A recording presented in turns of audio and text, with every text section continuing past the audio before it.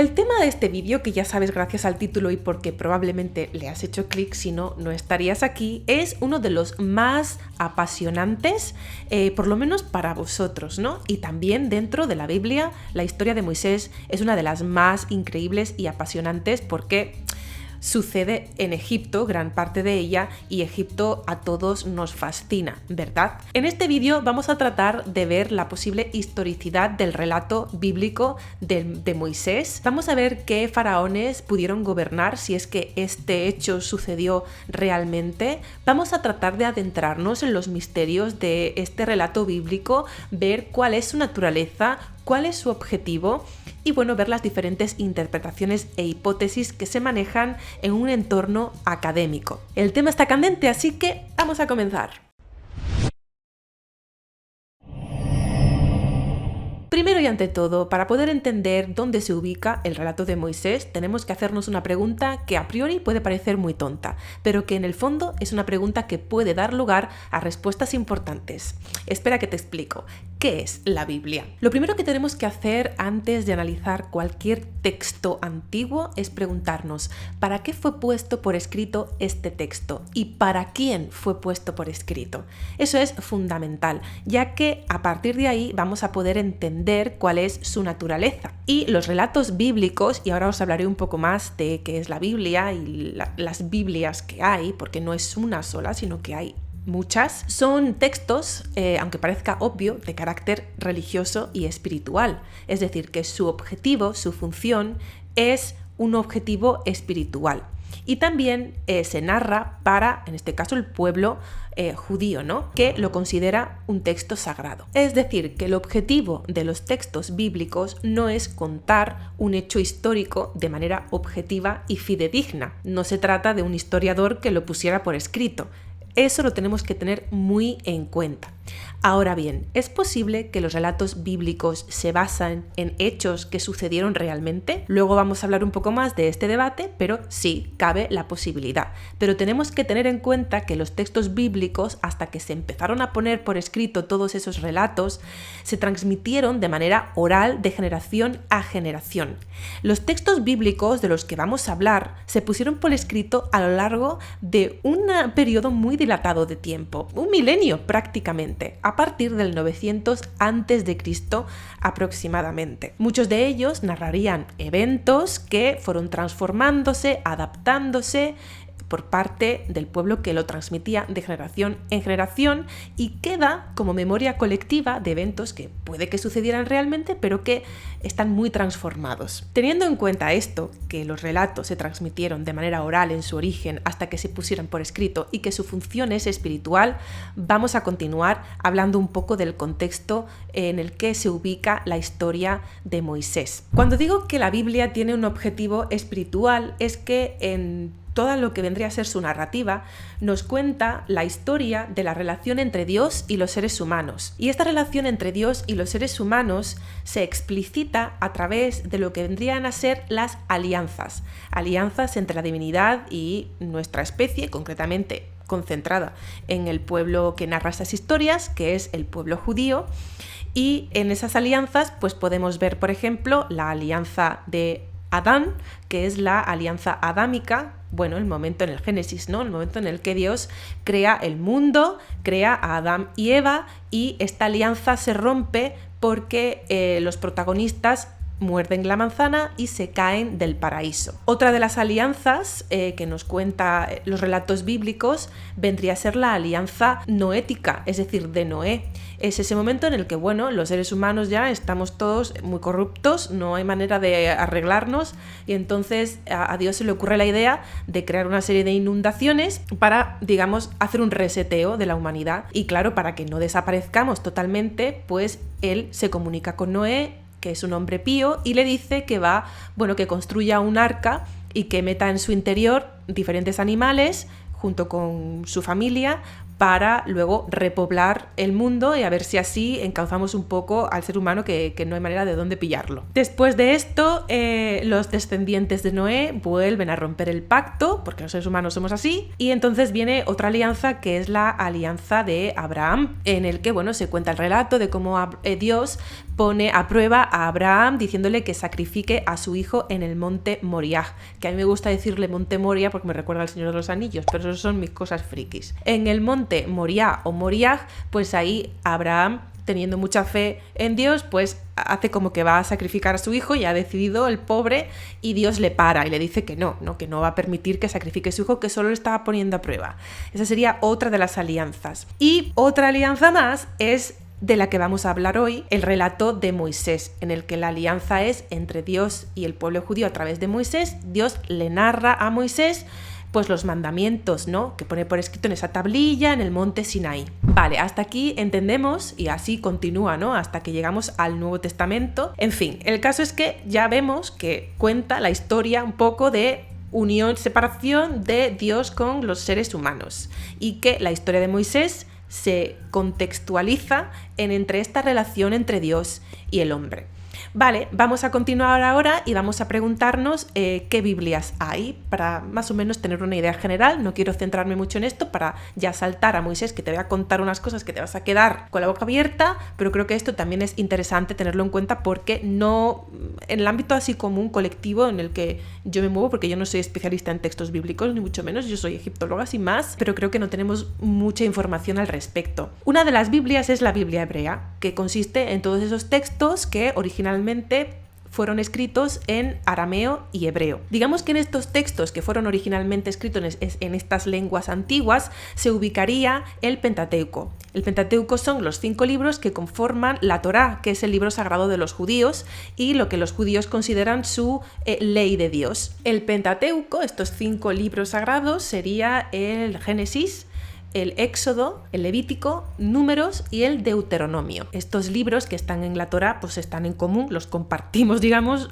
en la Biblia también. ¿Qué es la Biblia griega? Pues la Biblia griega son estos textos que fueron originalmente escritos en arameo y en hebreo, pero que fueron traducidos al griego antiguo koiné. Y además se cree que fueron traducidos al griego koiné por primera vez durante el reinado de Ptolomeo II, allá por el siglo IV-III a.C., que se trata de la dinastía tolemaica en Egipto. Pero la Biblia griega no solamente tiene estos textos que originalmente eran arameo y hebreo y luego se traducen al griego, sino también textos que fueron escritos originalmente en griego. Y ya por último, en este resumen, pues tenemos la Biblia latina, que es básicamente la Biblia griega que se pasa de traducción al latín. Por lo tanto, lo que es el libro sagrado cristiano, esto lo sabremos casi todos, porque casi todos los que me estaréis viendo sois de tradición judío-cristiana seguramente, pues está dividido en 2 secciones, el Antiguo Testamento y el Nuevo Testamento. El Antiguo Testamento narra toda la historia de relación entre Dios y los seres humanos hasta que nace Jesús, que en el cristianismo y todas sus ramas se considera que Jesús es el ansiado Mesías que esperaba antiguamente el pueblo durante el Antiguo Testamento.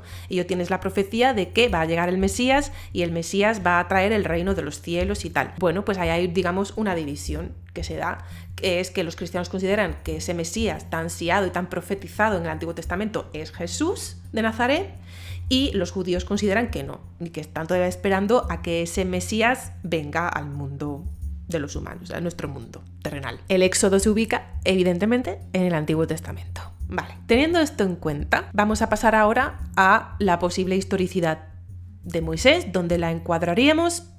¿Qué pasa con esto? Ya conocemos la naturaleza del texto. La naturaleza del texto es totalmente de carácter religioso, no es contar un evento de manera fidedigna y rigurosa, para nada.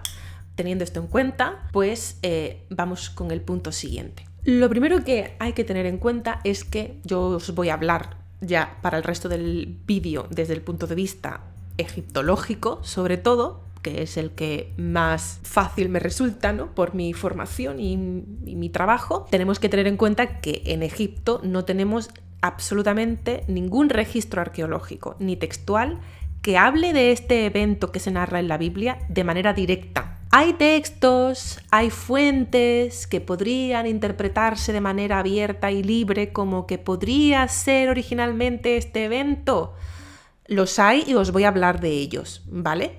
Pero algo tan claro como que tú digas ya sobre la mesa, confirmado, esto es el Éxodo, no, ¿vale? No tenemos nada sobre el estilo. Y de nuevo, tener en cuenta que el texto se pone por escrito mucho después del evento, si es que este evento sucedió, por lo que está muy transformado por la historia oral, ¿no? Que se transmite de padres a hijos. Hay vídeos en internet y fake news por ahí que ya sabéis que están a la orden del día que dicen se encontró un ejército de egipcio hundido en el Mar Rojo. Esta es la prueba. No. No se ha encontrado ningún ejército hundido en el Mar Rojo, es totalmente falso, es una fake news, así que thank you next. Pasemos a lo siguiente. Yo creo que lo más interesante para tratar de ubicar si es que ocurrió un evento como el de Moisés, o sea, si es que el evento de Moisés es histórico, podríamos decir de alguna manera, habría que tratar de enmarcarlo en un periodo cronológico en concreto.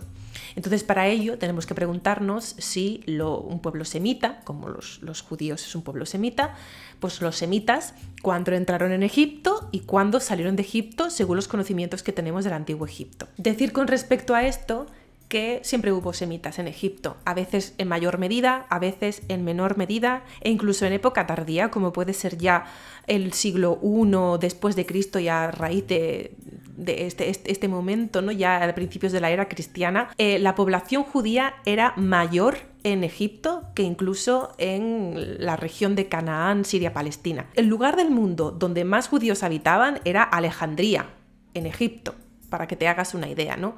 Pero bueno, remontándonos al Egipto faraónico, previo al Imperio Romano y a los Ptolomeos, a que es anterior, siempre hubo semitas en Egipto. Los egipcios, bueno, pues era normal migrar a Egipto, ¿no? Porque en Egipto pues había más estabilidad económica en el sentido de que, bueno, como tenían el río Nilo, que a veces sí que tenía sequías, pero bueno, era una manera de mantenerse, ¿no? Entonces siempre había migraciones y también tener muy en cuenta que en la cultura egipcia antigua no era difícil, si eras extranjero, alcanzar puestos administrativos. Es muy conocido, pues semitas, incluso nubios, que llegaban a tener puestos administrativos si hacían bien su trabajo, ¿no? Y esto nos recuerda, nos evoca un poco pues la historia de José de Egipto, ¿no? Que conoceréis que José llegó a Egipto y consiguió convertirse en el visir del faraón, ¿no? Y eso hizo también que el pueblo de los judíos entrara en Egipto y fuera al comienzo bien tratado, y porque huían de hambrunas y de momentos de escasez en su tierra natal. Luego con el tiempo pues ya se esclavizaron y ahí cuando la liberación de los esclavos ya tendríamos a Moisés. Los antiguos egipcios llamaban a los semitas con el nombre Aamu,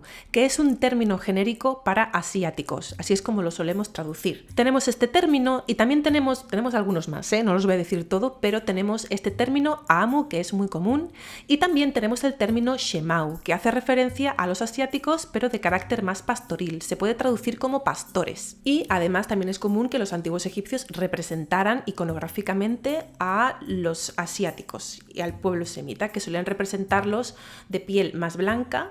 Los egipcios se representaban los varones con piel más rojiza, pues a los asiáticos los representaban con piel más blanca y con barba, siempre con barba, ¿no? Mientras que los egipcios a sí mismos no se representaban normalmente con barba, siempre afeitaditos, o con bigote o así, pero no con barba larga, exceptuando a algunos grupos sociales concretos que sí solían dejarse la barba, como son los pesqueros y los barqueros. La gente que solía trabajar en relación al río siempre los suelen representar con barbita, y también aquellas personas que en su representación quieren decir que no están muy acicaladas, que no se cuidan mucho, entonces los representan como con barba así dejada de unos cuantos días, ¿no?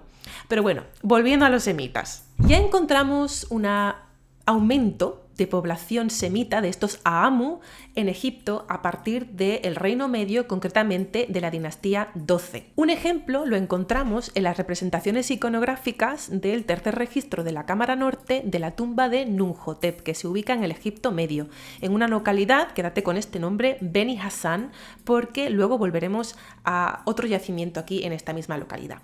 Bueno, pues aquí en la tumba de Nunhotep, que forma parte de este periodo histórico, vemos una representación representación de diferentes grupos étnicos que se acercan al protagonista, el difunto Numhotep, para traerle diferentes tributos.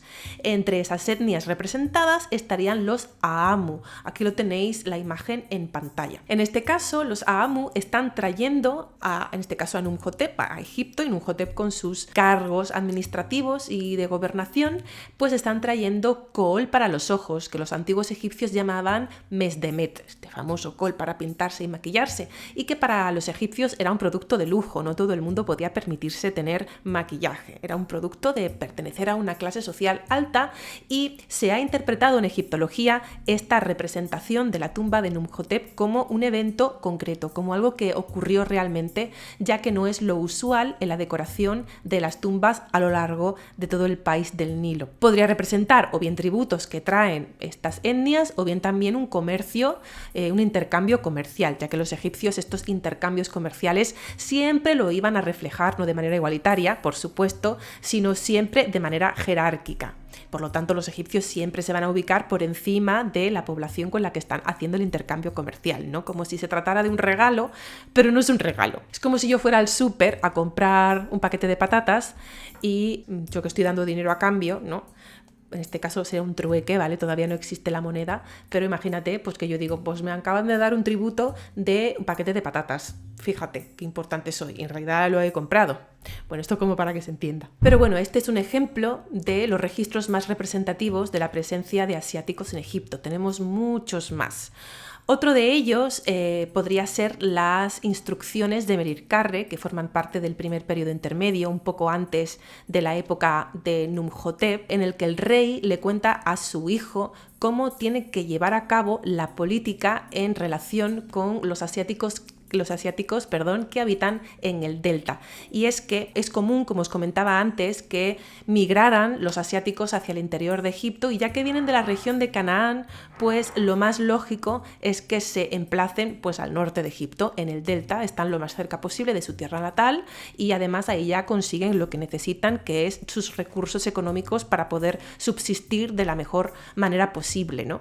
Entonces estas poblaciones semíticas que entraban en Egipto solían ubicarse y vivir siempre hacia el delta. Y esto lo tenemos que tener en cuenta también, porque en los relatos bíblicos todo ocurre en el delta. Luego hablaremos más de esto. Bueno, si tuviéramos que ubicar algún periodo cronológico en el que sucediera un relato parecido o el relato originario que luego desemboca en la historia de José de Egipto, pues podría haber sido esta época, podría haber sido alrededor de la dinastía 12, en el que hay un aumento de entrada migratoria de asiáticos a Egipto debido a las hambrunas que viven en sus tierras natales, y bueno, podríamos ubicarlo aquí. Vamos a ir ahora en qué momento podrían haber sido expulsados, o un éxodo, es decir, una huida, una expulsión de estos asiáticos o de estos semitas, ya sea voluntaria o involuntariamente. Para ello tenemos que seguir entendiendo que cuando acaba el Reino Medio, cada vez va más y más en aumento la entrada y estas oleadas migratorias que se asientan en el norte del país de manera pacífica y generan sus comunidades. Para poneros un ejemplo, para entenderlo mejor, sería, por ejemplo, vamos a pensar en Inglaterra, en Londres, donde tenemos Chinatown. Bueno, hay muchas Chinatowns por el mundo, ¿no? Pero vamos a pensar en el Chinatown de Londres. Pues es una comunidad china que se ha asentado allí de manera pacífica y que ha ido migrando hacia el interior del país de manera paulatina. Sería algo parecido. Entonces, mientras vamos saliendo ya del Reino Medio, vamos encontrando que esas poblaciones son cada vez más grandes y además ya su cultura original se ha mezclado con la cultura egipcia. Esto significa que todavía mantienen sus tradiciones, pero están muy mezcladas con la egipcia, e incluso sus dioses originales van asimilándose a dioses egipcios. Por ejemplo, el dios favorito de estas poblaciones semíticas que se asientan al norte, sobre todo a partir de la dinastía 12, tienen su divinidad favorita, era Baal, que yo sola me desubico.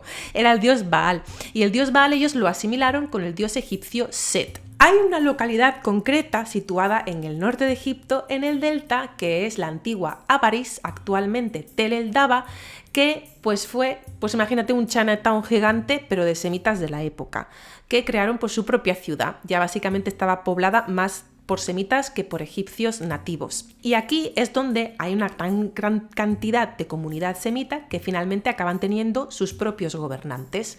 Y así es como nos encontramos con una dinastía que es de semitas.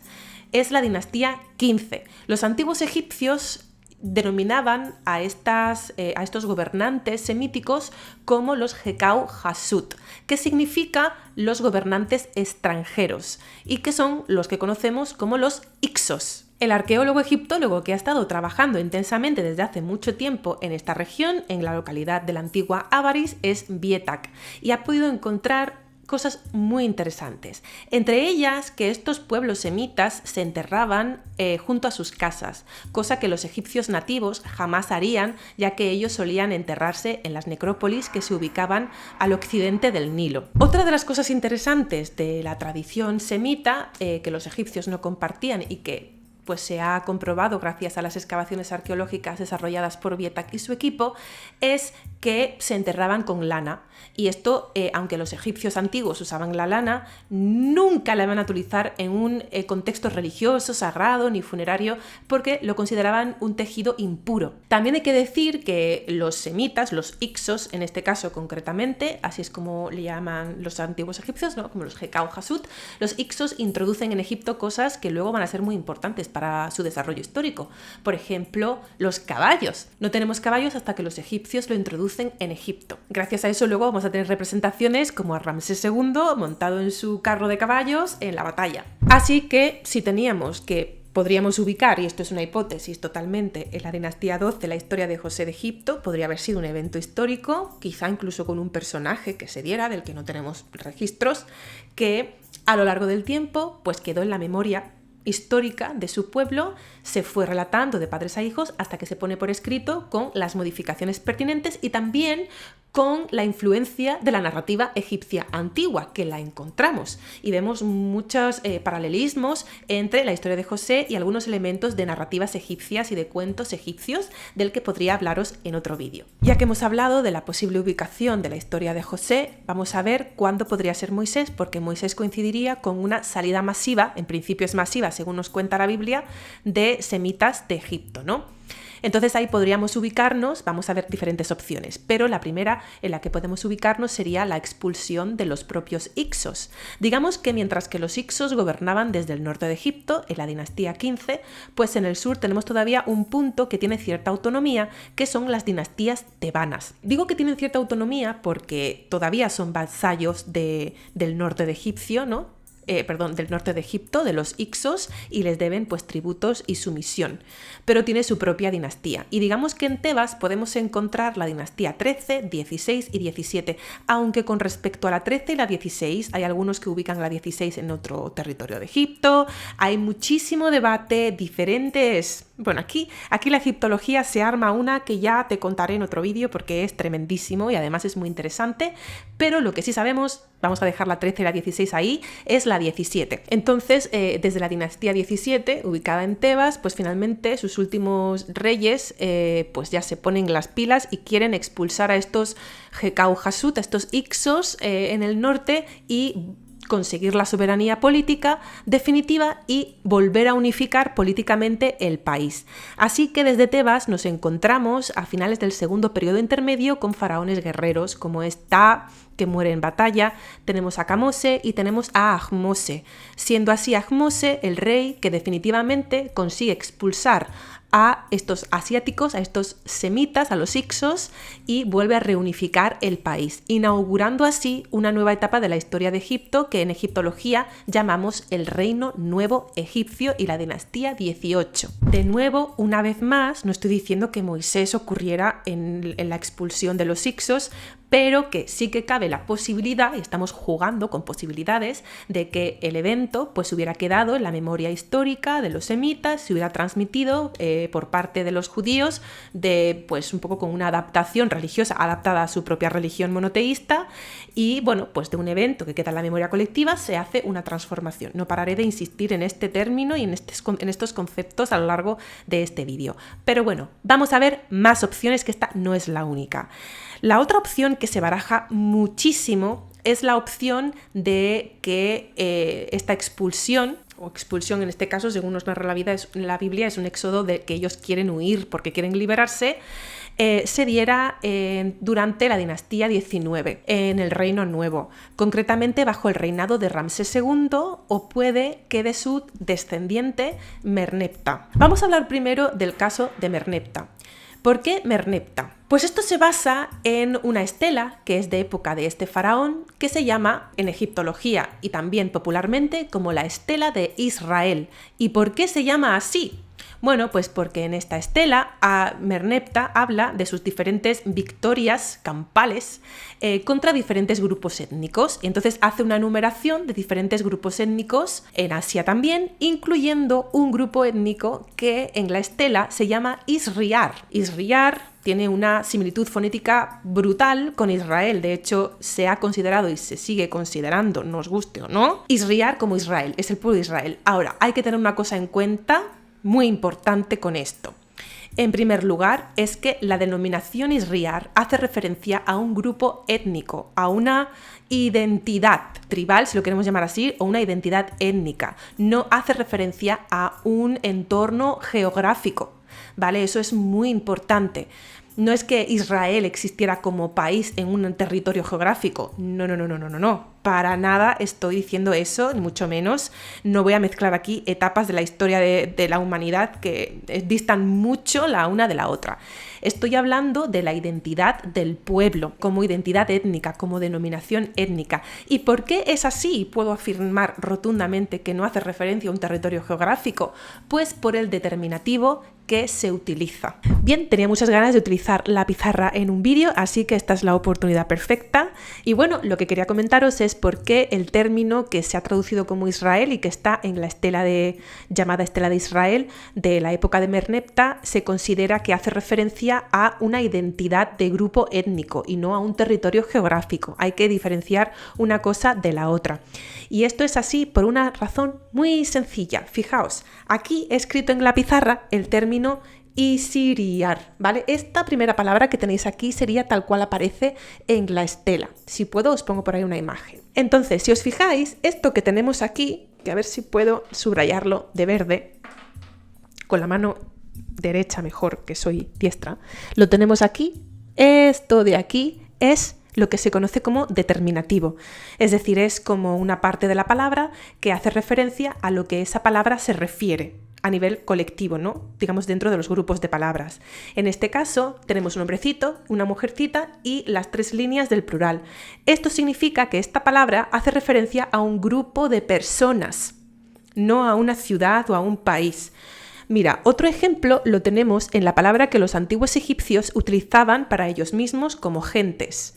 A ellos mismos se llamaban remech. Aquí lo tenemos, remech, esto es una de las muchas formas de escribirlo, y aquí tenemos el determinativo. ¿Veis? Hace referencia a personitas, no a una ciudad o a un lugar geográfico. ¿Cómo los egipcios hacían referencia a un territorio geográfico, ya fuera ciudad o país?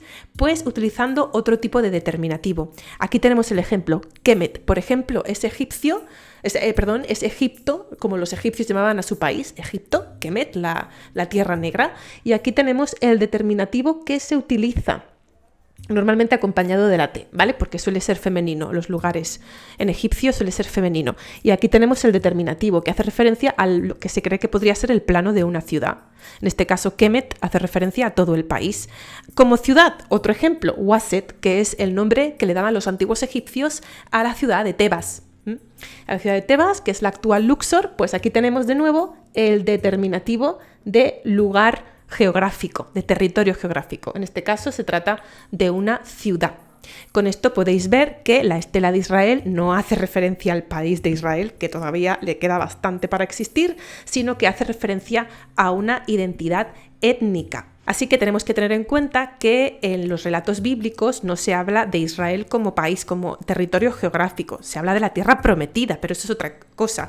Ellos, el pueblo judío, se autodenomina los hijos de Israel, siendo Israel la referencia a un individuo y sus descendientes, sus hijos, serían los hijos de Israel, que también es lo mismo que decir el pueblo de Israel, ¿vale? Esto es un dato importante tener en cuenta para diferenciarlo de lo que posteriormente en historia ya conocemos que es el país de Israel. ¿vale? Vamos a separar las cosas. Yo no estoy hablando de historia contemporánea, estoy hablando de historia antigua y concretamente de la Biblia. Así que nada, pues continuemos. ¿Por qué otra de las opciones sería Ramsés II?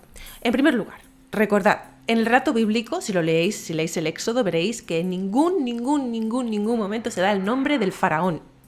Partimos de aquí, porque si no, no tendría sentido este vídeo, ¿verdad? No se dice el nombre del faraón en ningún momento. Al faraón se le llama faraón. Quizá esto sea también como un recurso literario para descargarle importancia a la figura del faraón o algo así, que además desde el punto de vista egipcio, que se omita el nombre del faraón es como una falta de respeto tremendo, ¿no? Por otra parte. Pero bueno, el caso es que no se da el nombre del faraón, pero se da el nombre de una ubicación a la que se le llama Ramsés. Esta ubicación se llama Ramsés y entonces se cree que podría ser la ciudad de Pi Ramsés. Esta ciudad fue inaugurada por Ramsés II como nueva capital de Egipto y está ubicada en el norte. Por esto se ha relacionado que podría tratarse de Ramsés II, el faraón protagonista, uno de los protagonistas, bueno, más bien sería el antagonista, ¿no? Sí, es el antagonista de la historia del Éxodo. Y por eso también lo podemos encontrar como Ramsés II en algunas películas. Hay otras opciones, por ejemplo, Amenhotep III y Akenatón. Es otra de las opciones que se ha barajado y te voy a decir por qué. La razón es porque en época de Amenhotep III o Akenatón, estamos hablando de la dinastía 18, tenemos que el Mediterráneo está sufriendo de una pandemia, de una enfermedad, un tipo de peste que llegó hasta Egipto y que incluso parece ser que se llevó por delante a miembros de la familia real. Esto es así, está constatado y bueno, pues algunos pensadores, podríamos decir, han considerado que a lo mejor las plagas que se cuentan en el relato de Moisés podría corresponder a esta pandemia que sufre Egipto en esta época. Por supuesto, otra opción que se ha barajado es que el propio Akenatón fuera Moisés como monoteísta, digamos, y que esto quedara en la memoria colectiva y ya se transmitiera por parte de los judíos y que pues fuera Akenatón el profeta bíblico, ¿no? Pero bueno, yo esto no lo comparto. Me parece interesante la propuesta, pero creo que no hay que mezclar, ¿cómo se dice?, churros con meninas. Pues eso. Si os interesa la época de Akenatón y de Nefertiti y conocer un poco más sobre esta pandemia que hubo en su época, pues os incito a leer a Aidan Dodson y sus diferentes libros sobre la época de Amarna, o también, si quieres, ver mis vídeos sobre la época de Akenatón, que tengo bastantes. Pero bueno, con respecto al tema de las plagas, y esto es importante tenerlo en cuenta, tenemos que verlo también desde el punto de vista de la ideología egipcia. Plagas hubo muchas en Egipto durante toda la historia, no tenían pesticidas, entonces pandemias, enfermedades, plagas, hambrunas, hubo pues más de una, por supuesto. Pero los egipcios antiguos consideraban que las plagas ocurrían cuando los dioses o determinados dioses estaban sedientos o estaban enfadados con los seres humanos. Tenían de hecho a dioses concretos de plagas y de tormentas y de fenómenos naturales no deseados. Uno de ellos es Set, por supuesto, que es el dios que los semitas Ixos identificaron con su Baal e incluso le rendían culto. Y luego también tenemos otra divinidad muy famosa que es Sekhmet, ¿verdad? La diosa leona Sekhmet, que es la diosa de las plagas, que si no la tienes contenta y la nutres con alcohol y cerveza, pues se va a enfadar muchísimo y va a traer pandemias, va a traer hambrunas y va a traer desastres al país. Hay también otros dioses más locales y menos conocidos que también están vinculados con este concepto de plagas. Por ejemplo, la diosa leona de Beni Hassan, que es la diosa Pajet. Es otra diosa leona muy parecida a Sekhmet, pero local de la zona de Beni Hassan. También había que tenerla contenta con cerveza para que no se enfadara y no trajera problemas ni catástrofes naturales a Egipto. Y quédate con Pajet porque va a ser clave para la joya de este vídeo que está al final. Y antes de pasar a la última interpretación, que es la que a mí más me gusta, la verdad, me gustaría pues hablar un poco de Moisés. ¿Qué sabemos de Moisés como persona, ¿no? Como individuo, no como el evento de los semitas que entraron a Egipto, que fue luego... No, son sobre Moisés. Y la verdad es que no sabemos nada. Por supuesto, de parte egipcia no tenemos ninguna referencia que se parezca de lejos a la figura de Moisés. Sí que tenemos la figura del mago que sabe abrir las aguas, que eso lo tenemos en los cuentos antiguos, pero no Moisés como tal que libera un pueblo de esclavos ni nada por el estilo. Pero sí que es cierto que el nombre Moisés es un nombre de origen egipcio.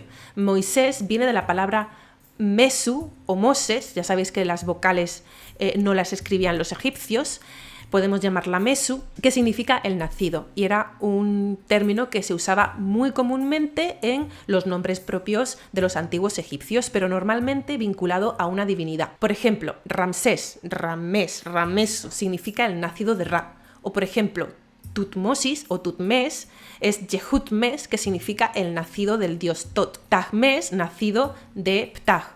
Y así, hay muchísimas versiones, siempre vinculado a una divinidad.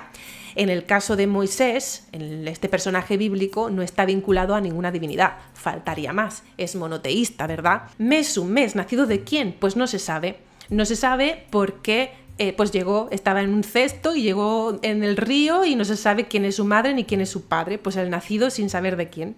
No lo sé, pero encaja, ¿no? Otra opción cronológica para Moisés es propuesta por Donald Redford y vendría a ser que fuera mucho más tardío de lo que creemos y que habría que ubicarlo allá por la dinastía 26, en época tardía.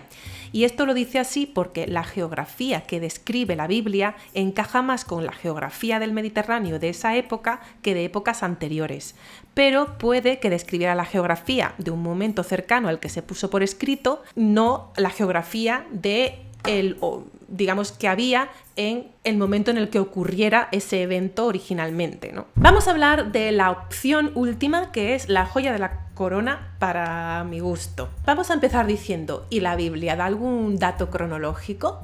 Y resulta que sí. La Biblia dice que este evento de Moisés ocurrió 480 años antes de la construcción del templo de Salomón. Y si hacemos los cálculos, caemos en el reinado de Hatshepsut Tutmosis III. Esto ya se ha propuesto y está más que publicado por todas partes, ¿eh? No creáis que esto es algo mío, para nada. Yo solo os estoy contando esta última opción.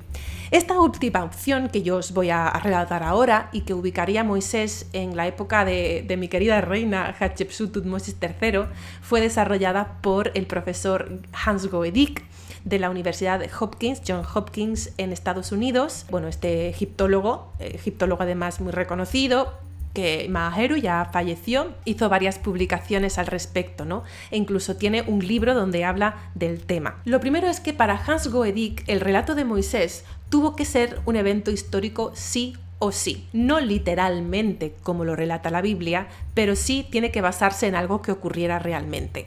Y Hans Goedik lo pensaba así porque para él un evento que había marcado tanto a la fe de un pueblo durante tantísimo tiempo no podría ser simplemente producto de la imaginación. A raíz de ahí desarrolló toda una superhipótesis que os voy a contar basándose en 3 elementos principales. 1. La erupción del volcán Tera en la isla Santorini. 2. La cronología de la Biblia, que ya os lo he contado.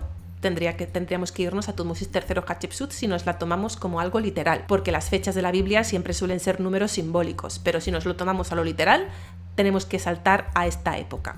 Y en tercer lugar, una inscripción, que es la inscripción del texto largo que está ubicado en la fachada de un templo de Hatshepsut en Beni Hassan, de la diosa Pajet. ¿Te suena? Que es el Esteos Artemidos, como comentaba antes. Vamos a hablar en primer lugar del volcán de Tera. Esto seguro que te suena. Resulta que este volcán armó una en el Mediterráneo que no te puedes ni imaginar. Según la cronología arqueológica, habría ocurrido allá por finales del siglo XVI a.C.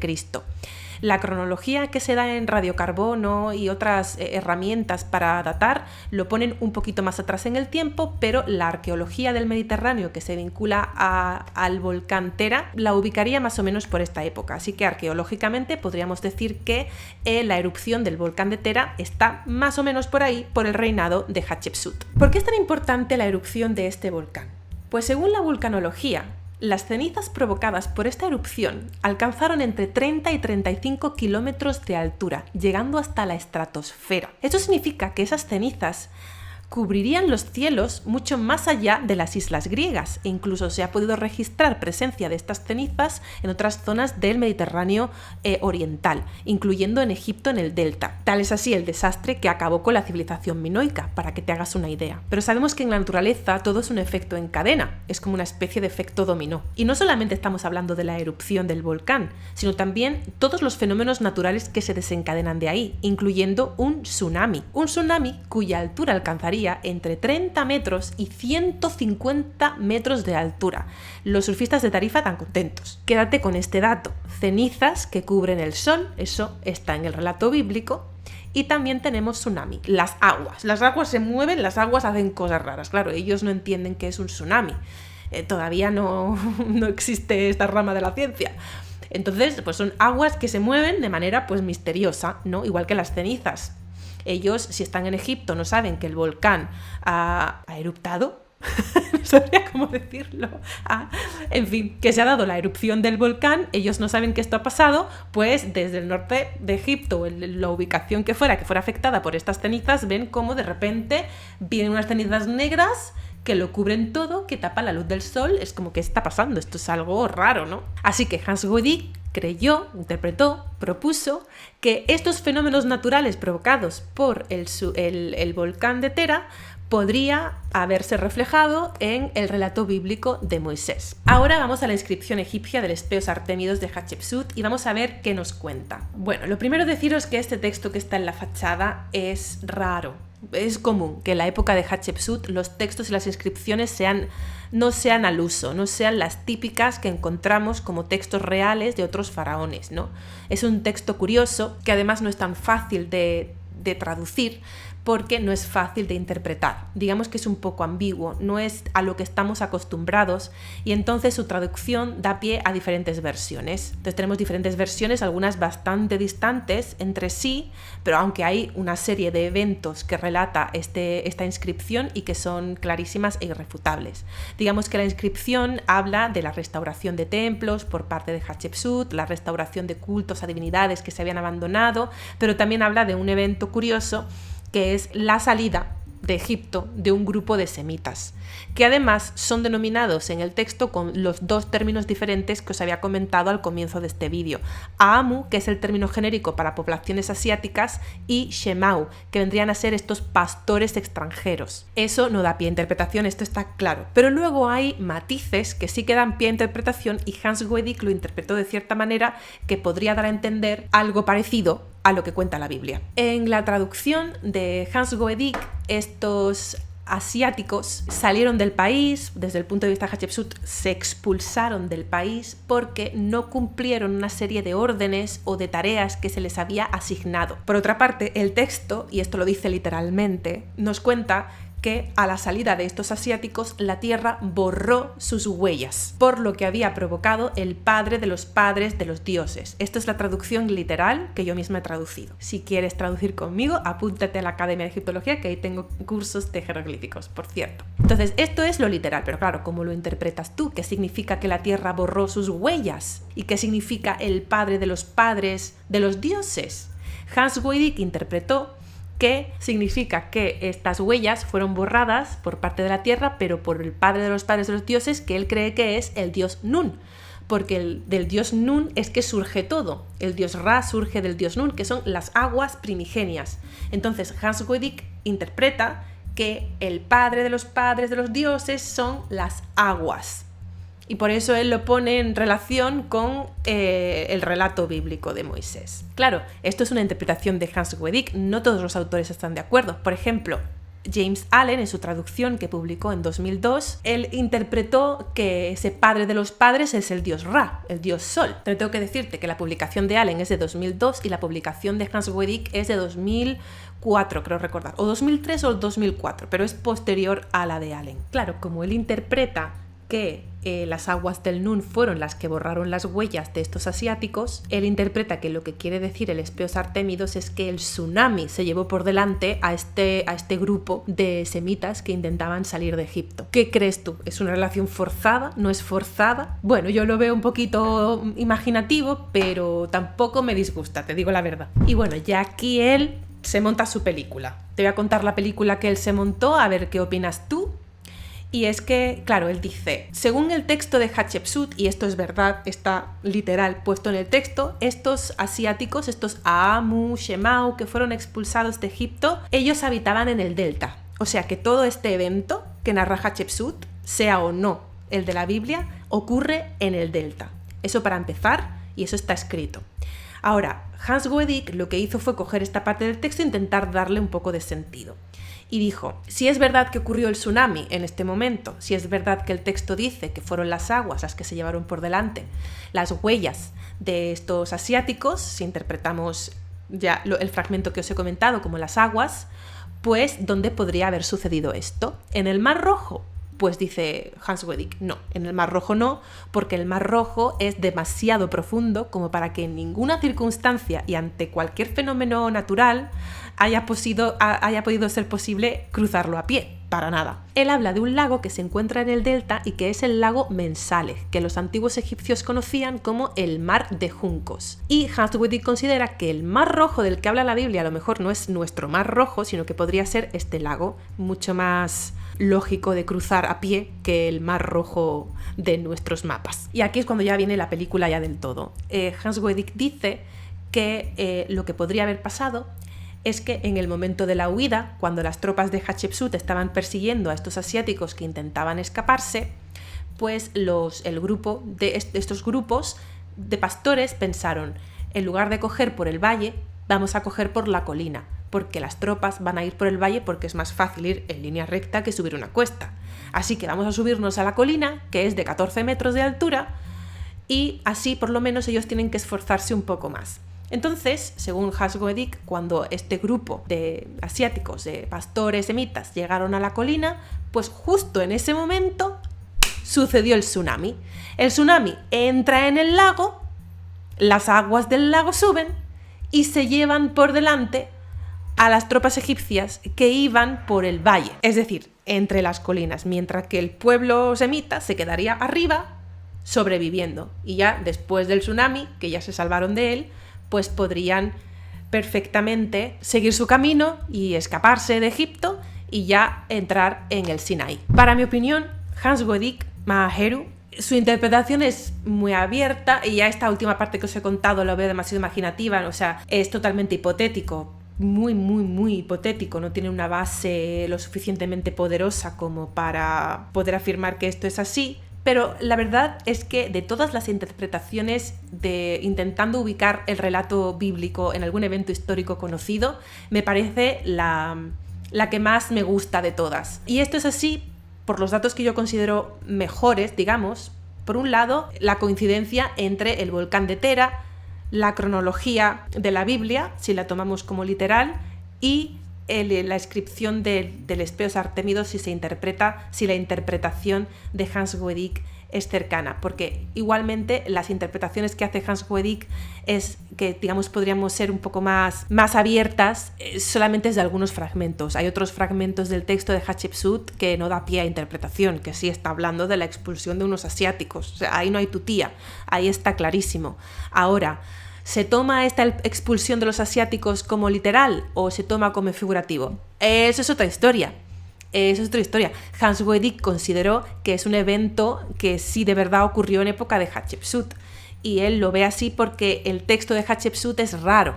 No es el típico texto de una fachada de un templo. Pero hay otras interpretaciones, que es la más extendida e intenta decir que no ocurrió realmente ningún evento de expulsión de asiáticos, que Hatshepsut lo que estaba haciendo es intentar decir que fue ella la que expulsó a los Hyksos, que es un evento que ocurrió 70 años antes de su reinado y que es un modo como de legitimarse y de ideológicamente exponer que ella es de nuevo la que trae el orden, la Ma'at, el orden cósmico a Egipto, junto con restablecer los cultos de los dioses, restaurar sus templos y expulsar a los Hyksos. Pero es verdad que el texto de Hatshepsut no habla de Hekau-Hasut, no habla de Hyksos, habla de Amu y Shemau, eso es así. En fin, de nuevo, un misterio, como siempre, ¿no?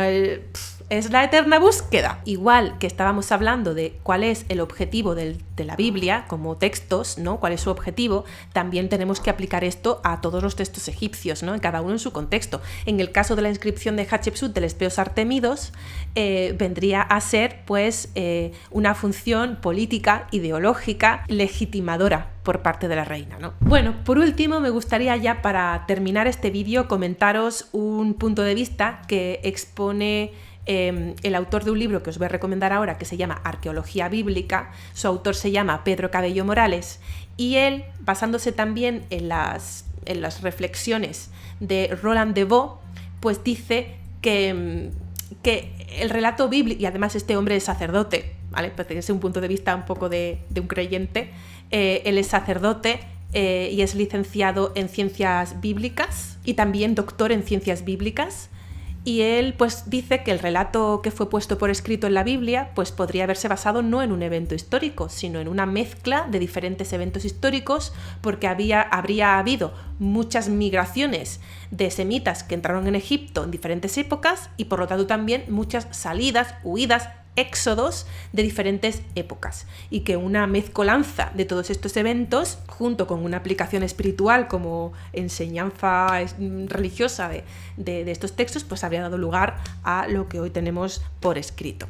Me parece un punto de vista muy acertado y muy lógico y probablemente sea así. El libro que os quería comentar es este, que con la suerte de que está en español, que siempre es una suerte.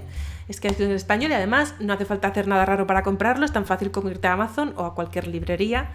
Y además fíjate que es un buen libro y yo la verdad estoy encantadísima con él porque incluye la bibliografía al final de cada capítulo, está muy bien documentado, la verdad le doy mi enhorabuena al autor por esta publicación y os la recomiendo mucho a todos si os gustan estos temas. Y nada más, con esto acabo este vídeo, espero que te haya gustado, que hayas aprendido cosas nuevas, cuéntame tu opinión, si conoces alguna otra hipótesis que yo no haya comentado en el vídeo, qué opinas, si hay alguna que te convence, qué piensas tú, crees que está basado en algún evento histórico, crees que no, que es todo inventado. Cuéntame, que te leo con muchas ganas de intercambiar opiniones entre todos nosotros, siempre por supuesto de una manera muy respetuosa, también con aquellas personas que son creyentes y que creen en todos estos relatos y que para ellos es su camino espiritual. Por supuesto, todos mis respetos. De nuevo te comento, tengo una academia online de egiptología, por si quieres unirte a ella, llevamos desde 2018 dando clases, una locura. Así que si quieres, ahí estás invitada para aprender, y también sígame en las redes sociales que te voy mostrando un poco cositas de cómo, pues no sé, de historia, de arqueología egipcia y de la investigación. Y nada, un abrazo muy grande, gracias por escucharme y nos vemos en el próximo vídeo. Irek Herunefer Ang Ujasane. No puedo dejar de decir ese saludo. Chao.